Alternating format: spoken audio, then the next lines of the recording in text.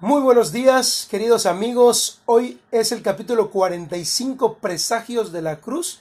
En esta lectura en vivo del deseado de todas las gentes, te invito a quedarte y también te invito a compartir. Vamos a invocar el nombre de Dios para iniciar la lectura. Eterno Padre que estás en el cielo, gracias te doy, Señor, por la oportunidad que nos das este día. Que tu palabra sea bendición para todos los que mirarán este video en cualquier momento. En Jesús pedimos todo. Amén. La obra de Cristo en la tierra se acercaba rápidamente a su fin. Ante él, el vívido relieve se hallaban las escenas hacia las cuales sus pies lo llevaban. Aún antes de asumir la humanidad, él vio toda la senda que había de recorrer con el fin de salvar lo que se había perdido. Cada angustia que iba a desgarrar su corazón, cada insulto que iba a amontonarse sobre su cabeza, cada privación que estaría llamado a soportar, fueron presentados a su vista antes que pusiese a un lado la corona y mantos reales y bajara del trono para revestir su divinidad con la humanidad. La senda, desde el pesebre hasta el Calvario, estuvo toda ante sus ojos. Conoció la angustia que le sobrevendría. Lo sabía todo. Y sin embargo dijo: He aquí, yo vengo. En el rollo del libro está escrito de mí: me complazco en hacer tu voluntad, oh Dios mío, y tu ley está en medio de mi corazón. Siempre Jesús vio delante de sí el resultado de su misión. Su vida terrenal, tan llena de trabajo y abnegación, fue alegrada por la perspectiva de que no soportaría todas esas penurias en vano.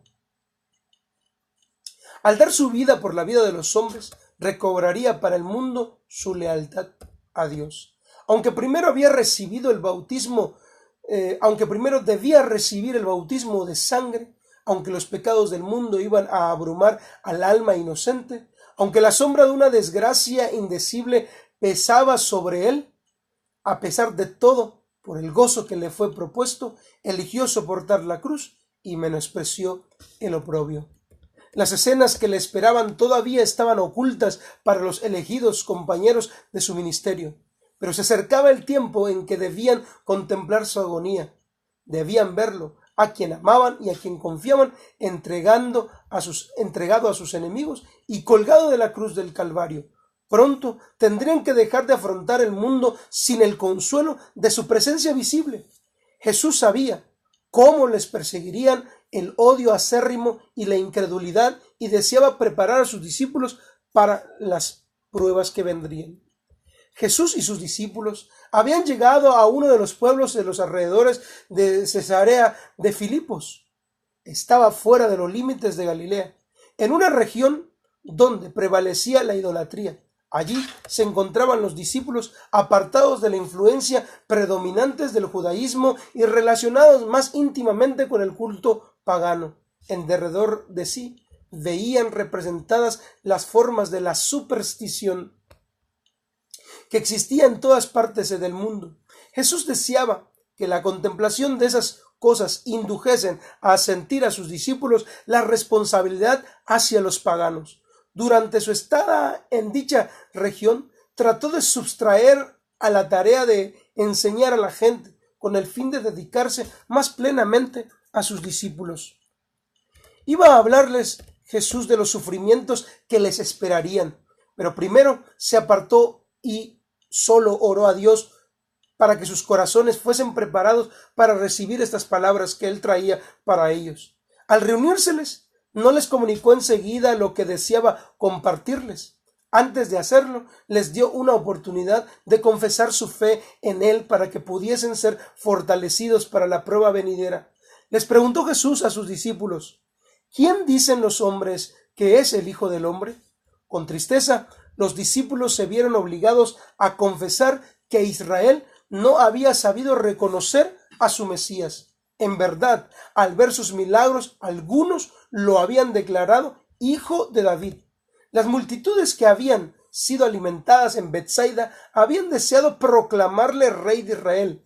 Muchos estaban listos para aceptarlo como profeta, pero no creían que Jesús fuese el Mesías. Jesús hizo entonces una segunda pregunta relacionada con los discípulos mismos. Jesús les dijo: ¿y vosotros? ¿Quién dices que sois yo? Pedro respondió: tú eres el Cristo, el Hijo del Dios viviente. Desde el principio, Pedro había creído que Jesús era el Mesías. Muchos otros que habían sido convencidos por la predicación de Juan el Bautista y habían aceptado a Cristo, empezaron a dudar en cuanto a la misión de Juan cuando fue encarcelado y ejecutado. Y ahora dudaban de que Jesús fuese el Mesías a quien habían esperado por tanto tiempo. Muchos de los discípulos que habían esperado ardientemente que Jesús ocupase el trono de David, lo dejaron cuando percibieron que no tenía la intención de hacerse rey. Pero Pedro y sus compañeros no se desviaron de su fidelidad. El curso vacilante de los que ayer lo alababan y hoy lo condenaban no destruyó la fe del verdadero seguidor del Salvador. Pedro declaró: tú eres el Cristo, el Hijo del Dios viviente. Él no esperó que los honores regios coronasen a su Señor, sino que lo aceptó en su humillación. Pedro había expresado la fe de los 12. Sin embargo, los discípulos distaban mucho de entender la misión de Cristo. La oposición y las mentiras de los sacerdotes y príncipes, aun cuando no podían apartarlos de Cristo, les causaban mucha perplejidad. Ellos no veían claramente el camino. La influencia de su primera educación hacia los discípulos, la enseñanza de los rabinos, el poder de sus tradiciones seguían interfiriendo con la visión de la verdad. De vez en cuando resplandecía sobre ellos los preciosos rayos de la luz de Jesús, pero con frecuencia eran como hombres que andaban a tientas en medio de las sombras. Pero en ese día, antes que fuesen confrontados con la gran prueba de fe, el Espíritu Santo descansó sobre ellos con poder. Por un corto tiempo, sus ojos fueron apartados de las cosas que se ven para contemplar lo que no se ve. Bajo el disfraz de la humanidad, los discípulos discernieron la gloria verdadera del Hijo de Dios. Estoy leyendo el capítulo 45 del Deseado de todas las gentes, queridos amigos. Te invito a que continúes conmigo en esta lección y compartas también para que otros puedan entrar. Jesús contestó a Pedro: bienaventurado eres, Simón, hijo de Jonás, porque no te lo reveló carne ni sangre, sino Padre que está en el cielo te lo ha revelado. La verdad que Pedro había confesado es el fundamento de la fe del creyente. Es esa verdad que Cristo mismo ha declarado ser Él la vida eterna. Pero la posesión de este conocimiento no era motivo para engreimientos. No le había sido revelado a Pedro por alguna sabiduría o bondad propias de él. Nunca puede la humanidad por sí misma obtener un conocimiento de lo divino. Es más alta que los cielos este conocimiento. ¿Qué harás con él? Es más profunda que el sepulcro. ¿Cómo lo conocerás?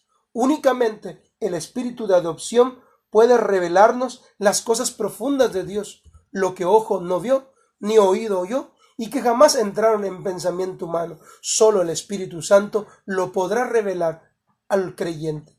Pero a nosotros nos las ha revelado Dios por medio de su Espíritu, porque el Espíritu Santo es el que escudriña todas las cosas y aún las profundas cosas de Dios. El secreto de Jehová es para los que le temen, y que Pedro discerniera la gloria de Dios era evidencia de que se contaba entre los que habían sido enseñados por Dios. En verdad, bienaventurado eres, Simón, hijo de Jonás, porque no te lo reveló carne ni sangre. Jesús continuó: yo también te digo, Pedro, que tú eres Pedro, y sobre esta roca edificaré mi iglesia, y las puertas del Hades no prevalecerán contra ella. Las palabras de Pedro significan, la palabra Pedro significa una piedra, un canto rodado. Pedro no era la roca sobre la cual se fundaría la iglesia. Las puertas del infierno prevalecerían contra él cuando anegó a Jesús con imprecaciones y juramentos. La iglesia fue edificada sobre el ser contra quien las puertas del infierno no podrían prevalecer. Según los siglos pasados, antes del advenimiento del Salvador, Moisés había señalado a la roca de la salvación de Israel.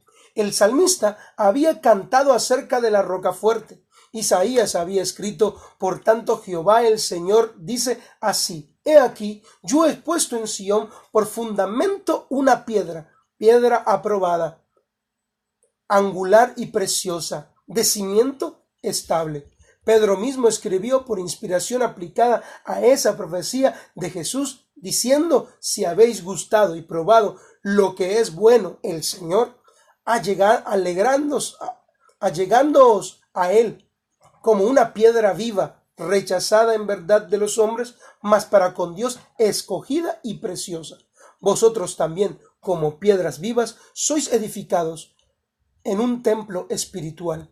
Nadie puede poner otro fundamento que el que está puesto sobre el cual es Cristo. Y Jesús dice: sobre esta roca edificaré mi iglesia. En la presencia de Dios y de todos los seres celestiales, en la presencia del invisible ejército del infierno, Cristo fundó su iglesia sobre la roca viva. Esa roca es Él mismo, su propio cuerpo quebrantado y herido por nosotros. Las puertas del infierno no prevalecerán contra la iglesia edificada sobre este fundamento, el fundamento Cristo Jesús. Cuán débil parecía la iglesia cuando Cristo pronunció estas palabras. La iglesia se componía apenas de un puñado de creyentes, contra quienes se dirigiría todo el poder de los demonios y de los hombres malos. Sin embargo, los discípulos de Cristo no debían de temer. Edificados sobre la roca de su fortaleza, no podían ser jamás derribados. Durante 6,000 años, la fe se ha edificado sobre Cristo. Durante 6,000 años, los diluvios y las tempestades de la ira satánica han azotado la roca de nuestra salvación, pero ella sigue inconmovible. Pedro había expresado la verdad que es el fundamento de la fe de la iglesia, y Jesús honró como representante de todo el cuerpo de creyentes a Pedro, diciendo: a ti te daré las llaves del reino de los cielos, y todo lo que atases en la tierra será atado en el cielo, y todo lo que desatases en la tierra será desatado en el cielo. Las llaves del reino de los cielos que le fueron dadas a Pedro son la palabra de Dios. Todas las palabras de la Santa Escritura son suyas y están incluidas en esa fase. Esas palabras tienen poder para abrir y cerrar el cielo. Declaran las condiciones bajo las cuales los hombres son recibidos o rechazados. Así, la obra de quienes predican la palabra de Dios tiene el sabor de vida para vida o de muerte para muerte. La suya es una misión cargada de resultados eternos. El Salvador no confió la obra del Evangelio a Pedro individualmente. En una ocasión ulterior, repitiendo las palabras que le fueron dichas a Pedro, las explicó directamente a la iglesia. Y lo mismo fue dicho en sustancia también a los 12 como representantes del cuerpo de los creyentes. Si Jesús hubiese delegado a uno de los discípulos alguna autoridad especial sobre los demás, no los encontraríamos contendiendo con tanta frecuencia acerca de quién sería el mayor, puesto que Cristo hubiese dado su veredicto, pero esto no fue así. Por eso ellos seguían siempre contendiendo entre ellos para saber quién sería el mayor. Se habrían sometido al deseo de su maestro y habían honrado a aquel a quien él hubiese elegido, pero esto no fue así. En vez de nombrar a uno como cabeza, Cristo dijo a sus discípulos: no querréis que os llamen rabí, ni que los llamen maestros, porque uno es vuestro maestro, Él, el Cristo. Cristo es la cabeza de todo varón, Dios quien puso todas las cosas bajo los pies del Salvador. Lo dio a Él por cabeza sobre todas las cosas en la iglesia, la cual es el cuerpo, la plenitud de aquel que todo lo llena en todo. La iglesia está edificada sobre Cristo como fundamento. Ha de obedecer a Cristo como su cabeza. No debe depender del hombre ni ser controlada por el hombre. Muchos sostienen que una posición de confianza en la iglesia les da autoridad para dictar lo que otros hombres deben creer y hacer. Dios no sanciona esta pretensión.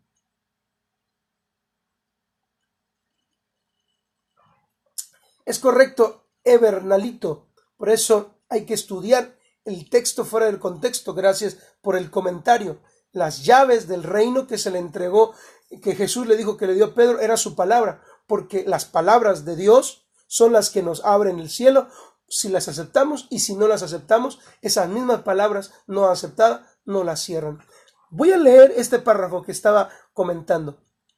Leo: muchos sostienen que una posición de confianza en la iglesia les da autoridad para dictar lo que otros hombres deben creer y hacer. Dios no sanciona esta pretensión. El Salvador declara: todos vosotros sois hermanos. Todos están expuestos a la tentación y a cometer errores. No podemos depender de ningún ser finito para ser guiados. La roca de la fe es la presencia viva de Cristo en la iglesia. De ella puede depender el más débil, y los que se creen los más fuertes resultarán los más débiles, a menos que hagan de Cristo su eficacia. Maldito el varón que confía en el hombre y pone carne por su brazo. El Señor es la roca cuya obra es perfecta. Bienaventurados todos los que en él confían. Después de la confesión de Pedro, Jesús encargó a los discípulos a que a nadie dijeran que él era el Cristo. Este encargo fue hecho por causa de la resuelta oposición de los escribas y de los fariseos. Aún más, la gente y los discípulos mismos tenían un concepto falso del Mesías, que al anunciar públicamente su venida no le daría una verdadera idea de su carácter y de su obra, pero día tras día él se estaba revelando a ellos como el Salvador, y así deseaba darles un verdadero concepto de cómo él era el Mesías. Feliz día para todos mis amigos. Les recuerdo, estoy leyendo el capítulo 45, Presagios de la Cruz. Te invito a compartir este video con tus amigos y comentar. Los discípulos seguían esperando que Cristo reinase como un príncipe temporal. Los discípulos creían que, si bien les había ocultado durante tanto tiempo su designio, no permanecería Cristo siempre en la pobreza y la oscuridad. Los discípulos creían que debía Jesús estar cerca del tiempo de establecer ya su reino. Los discípulos nunca se detuvieron a pensar que los sacerdotes y rabinos no iban a cesar su odio y que Cristo sería rechazado por su propia nación, condenado como opositor y crucificado como malhechor. Pero la hora del poder de las tinieblas se acercaba y Jesús debía exponer ante sus discípulos el conflicto que él les esperaba. Él se entristecía al anticiparles esta prueba. Hasta entonces había evitado Jesús darles a conocer a sus discípulos cualquier cosa que se relacionase con los sufrimientos y su muerte. En su conversación con Nicodemo, había dicho a Nicodemo Jesús: como Moisés levantó la serpiente en el desierto, así es necesario que el Hijo del Hombre sea levantado, para que todo aquel que en él cree no se pierda, mas tenga vida eterna. Pero los discípulos no lo habían oído, y si lo hubiesen oído, no lo habrían entendido. Pero ahora habían estado con Jesús, escuchando sus palabras y contemplando su obra, hasta que, no obstante la humildad de su ambiente y la oposición de los sacerdotes y del pueblo, podían unirse al testimonio de Pedro: tú eres el Cristo, el Hijo del Dios viviente. Ahora bien, había llegado el momento de descorrer el velo que ocultaba el futuro a los ojos de sus discípulos. Desde entonces comenzó Jesús a declarar a sus discípulos que le era necesario ir a Jerusalén y padecer mucho de los ancianos y de los principales sacerdotes y de los escribas, y les dijo que debía ser muerto y también resucitar al tercer día. Y los discípulos escucharon mudos de tristeza y asombro las palabras de Cristo. Cristo había aceptado el reconocimiento de Pedro cuando declaró ser hijo de Dios, y ahora sus palabras, que anunciaban sus sufrimientos y su muerte, parecían incomprensibles. Pedro no pudo guardar silencio. Se asió de su maestro como para apartarlo de la suerte inminente, exclamando: Señor, ten compasión de ti, en ninguna manera te acontezca esto. Pedro amaba a su Señor, pero Jesús no lo eligió por manifestar así el deseo de escudarlo del sufrimiento que él debía de padecer. Las palabras de Pedro no eran de naturaleza que fuese de ayuda y solaz para Jesús en la gran prueba que le esperaba. No estaban las palabras de Pedro en armonía con el misericordioso propósito de Dios hacia un mundo perdido, ni con la lección de abnegación que Jesús había venido a enseñar por medio de su propio ejemplo. Pedro no deseaba ver la cruz en la obra de Cristo. La impresión de sus palabras la impresión que sus palabras harían se oponía directamente a las que Jesús deseaba producir en la mente de sus seguidores, y el Salvador fue movido a pronunciar una de las más severas reprensiones que jamás saliera de sus labios. Jesús le dijo a Pedro: quítate delante de mí, Satanás. Me eres piedra de tropiezo, porque no pones la mira en las cosas de Dios, sino en las cosas de los hombres. Satanás estaba tratando de desanimar a Jesús y apartarlo de su misión. Y Pedro, en su amor ciego, estaba dando voz a la tentación. El príncipe del mal era el autor del pensamiento de Pedro. Su instigación estaba detrás de esa súplica impulsiva. Detrás de las palabras de amor de Pedro se encontraba un enemigo, el diablo, tratando de decirle a Jesús: no te entregues por este mundo caído. En el desierto, Satanás había ofrecido a Cristo el dominio del mundo a condición de que abandonase la senda de humillación y sacrificio. Ahora estaba presentando la misma tentación al discípulo de Cristo. Estaba tratando de fijar la mirada de Pedro en la gloria terrenal, con el fin de que no contemplase la cruz hacia la cual Jesús deseaba dirigir sus ojos. A través de Pedro, Satanás volvía a apremiar a Jesús con la tentación del desierto. Pero el Salvador no le hizo caso. Pensaba en su discípulo Jesús. Satanás se había interpuesto entre Pedro y su maestro para que el corazón del discípulo no fuese conmovido por la visión de la humillación de Cristo en su favor. Las palabras de Cristo no fueron pronunciadas a Pedro, sino al que estaba tratando de separarlo de su Redentor. Cristo le estaba diciendo a Satanás, que hablaba a través de Pedro por esas palabras, y Jesús le dijo a Satanás: quítate delante de mí, Satanás. Jesús quiso decir: no te interpongas más entre mí y mi siervo errante. Déjame allegarme cara a cara con Pedro para que pueda revelarle el misterio de mi amor. Fue una amarga lección para Pedro, una lección que aprendió lentamente. La senda de Cristo en la tierra pasaba por la agonía y la humillación. El discípulo rehuía la comunión con su Señor en el sufrimiento, pero en el calor del horno, Pedro reconocería su bendición.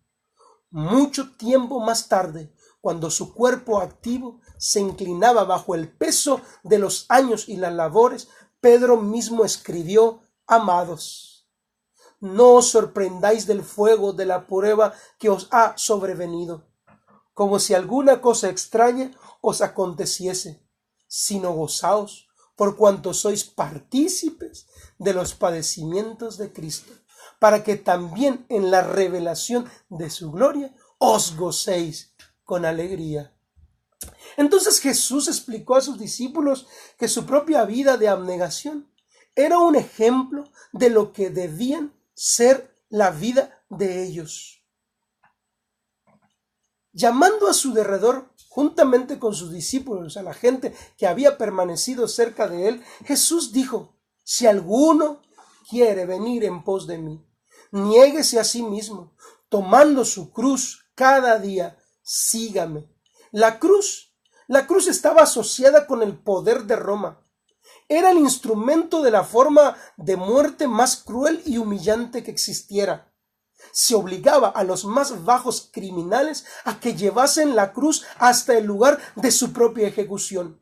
Y con frecuencia, cuando se la estaban por poner sobre los hombros, las personas resistían con desesperada violencia, hasta quedando dominados, y se ataba sobre ellos el instrumento de su tortura. Pero Jesús ordenaba a sus discípulos que tomasen la cruz para llevarla en pos de él. Para los discípulos, sus palabras, aunque vagamente comprendidas, señalaban su sumisión a la más acerba humillación, una sumisión hasta la muerte por causa de Cristo. El Salvador no podría haber descrito una entrega más completa, pero todo esto Él lo había aceptado por amor de ellos y por amor de nosotros. Jesús no reclamó el cielo como un lugar deseable mientras estábamos perdidos. Él dejó los atrios celestiales por una vida de oprobios e insultos y una muerte ignominiosa. El que era rico en los inestimables tesoros del cielo se hizo pobre, con el fin de que por su pobreza fuésemos enriquecidos.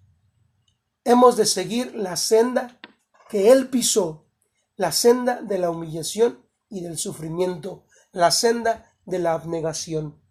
El amor por las almas, por las cuales Cristo murió, significa crucificar el yo. Quien es hijo de Dios debe desde entonces considerarse como un eslabón de la cadena arrojada para salvar al mundo. Es uno con Cristo en su plan de misericordia y sale con Él a buscar a salvar a los perdidos. El cristiano ha de comprender siempre que se ha consagrado a Dios y que en su carácter ha de revelar a Cristo al mundo.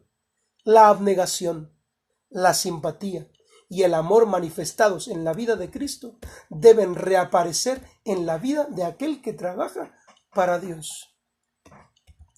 El que quiera salvar su vida la perderá, y todo el que pierda su vida por causa de mí y el Evangelio la salvará, dijo Jesús.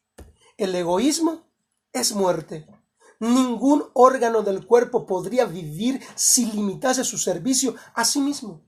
Si el corazón dejase de enviar su sangre vital a la mano y a la cabeza, no tardaría en perder su fuerza. Así como nuestra sangre vital, así el amor de Cristo se difunde por todas partes de su cuerpo místico. Somos miembros unos de los otros, y el alma que se niega a impartir perecerá.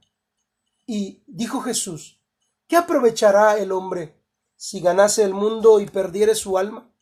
¿O qué recompensa dará el hombre por su alma?